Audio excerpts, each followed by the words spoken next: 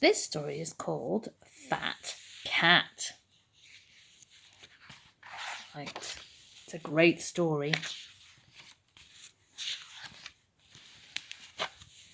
Farmer Big lived next door to Farmer Bluster, who lived next door to Farmer Smarts, and they each thought that their cornfield was the best. No doubt about it, boasted Farmer Big. My cornfield is the best. It isn't, argued Farmer Bluster. My cornfield is much better than yours. It is not. It is. It isn't. It is. Says who? Says me. Now, Farmer Smarts knew that his cornfield was really much better than either of his neighbours, but he was much too modest to say so. It's Ginger Peachy, really. One day, to the dismay of all three farmers, they discovered that mice had been eating the young corn. Jumping Jehovah's-a-Fat, groaned Farmer Big. Would you believe it, moaned Farmer Bluster. Dear, oh dear, mumbled Farmer Smarts.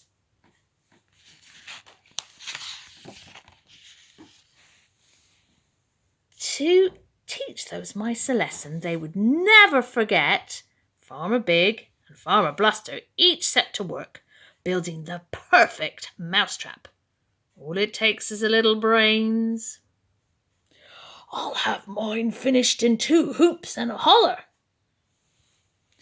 And they hammered and twisted and pushed and pounded away all day and most of the night, and part of the next day too.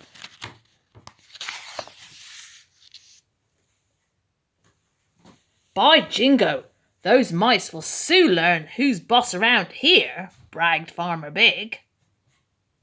With my invention, they won't stand a chance, gloated Farmer Bluster. And when they had finished, they just couldn't help sneaking over to inspect the other's mousetrap.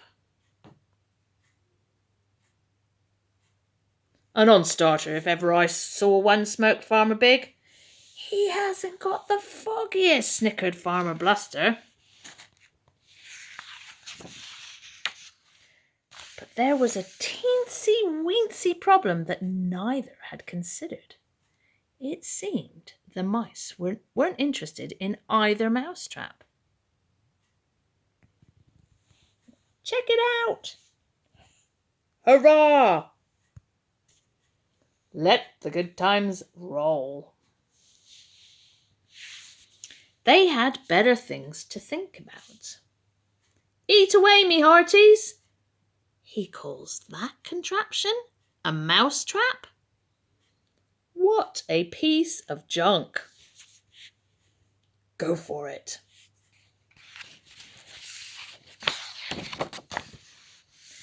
While the mice stuffed themselves, the cornfield of Farmer Smarts remained strangely untouched. Oh, maybe we'll mosey on over for a little look-see.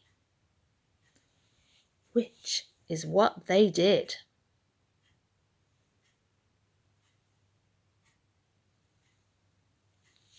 And it wasn't long before they discovered the real reason behind Farmer Smart's brilliant success at getting rid of the mice. What a fat cat! Get out while the going's good. Phooey, a cat with attitude. Time to fade. Goodbye. Toodaloo. And Farmer Big looked at Farmer Bluster. And Farmer Bluster looked at Farmer Big. They decided then and there to pinch Farmer Smart's highly efficient mouse catcher. They left no stone unturned.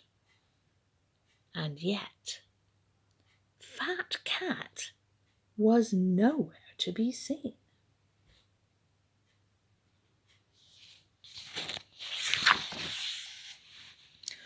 Can't win for losing, it seems, muttered Farmer Big. You can say that again, old buddy, sighed Farmer Bluster. Now then, my friends, there's no need to feel glum, says Farmer Smarts.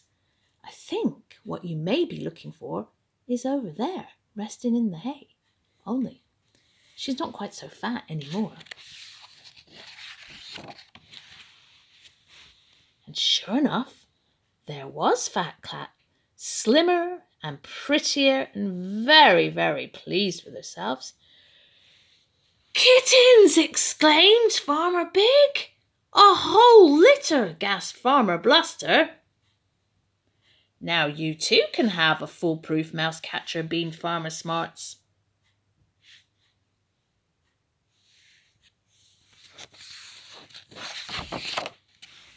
And once the kittens had grown into fat cats themselves, the fields of Farmer Big and Farmer Bluster were soon looking every bit as good of that as Farmer Smart's.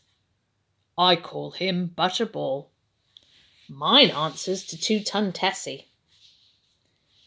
But secretly, all three farmers still thought that their cornfield was the best. To me, she will always be Fat Cat.